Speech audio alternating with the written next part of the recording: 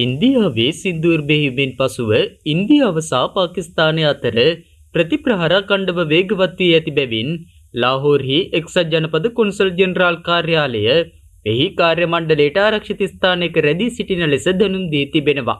උපදෙස් මාලාවක් නිකුත් කරමින් ඇමරිකානු රාජ්‍ය දෙපාර්තමේන්තුව මේ බව පවසා ඇත්තේ ඉන්දියාවෙන් සහ පාකිස්තානයෙන් එකිනෙකාට චෝදනා එල්ල කර ගනිමින් සිටින ඩ්‍රෝන පිපිරීම් බිමහෙළන ලද ඩ්‍රෝන යානා සහ ගුවන් අවකාශය ආක්‍රමණය කිරීම පිළිබඳ වාර්තා උපුටා දක්වමින් බවයි වාර්තා වන්නේ.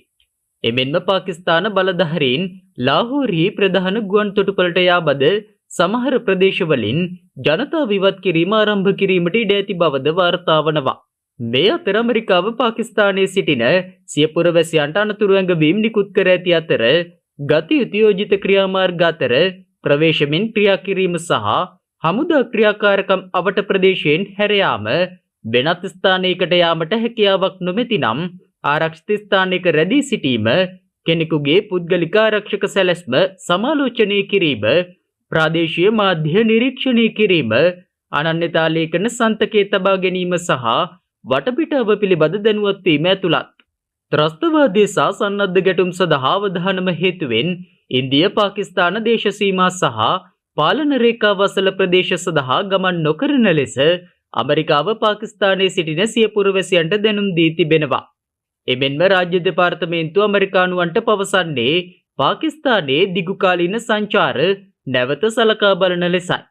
එමෙන්ම පාකිස්තානයට සංචාරය කිරීම වඩාත් පුළුල් ලෙස නැවත සලකා බලන ලෙසද ඇමරිකාව එරට පුරවැසියන්ට දැනුම් දී තිබෙනවා. මේ අතර ඉන්දියාවේ ජම්මු සහ කාශ්මීරයට සහ පාකිස්තානයට අත්‍යවශ්‍ය නොවන සියලුම සංචාර කල් දමන ලෙස සිංගප්පූරුව සිය පුරවැසියන්ට උපදෙස් දී තිබෙනවා.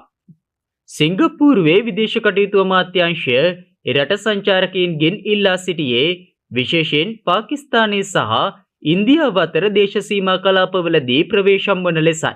ඉන්දියාවේ සහ පාකිස්තානයේ සිංගප්පූරු ජාතිකයන්ට සුපරීක්ෂාකාරීව සිටින ලෙසත් විශාල රැස්වීම් වළක්වා ගැනීම, ප්‍රාදේශීය පුවත් සමීපව නිරීක්ෂණය කිරීම, පළාත් පාලන ආයතනවල උපදෙස් පිළිපැදීම සහ පුද්ගලික ආරක්ෂාව සඳහා අවශ්‍ය සියලුම පූර්ව ආරක්ෂාවන් ගන්නා ලෙස උපදෙස් ලබා දෙන බව එම අමාත්‍යාංශයේ නිවේදනයක් නිකුත් කරමින් කියා සිටියා.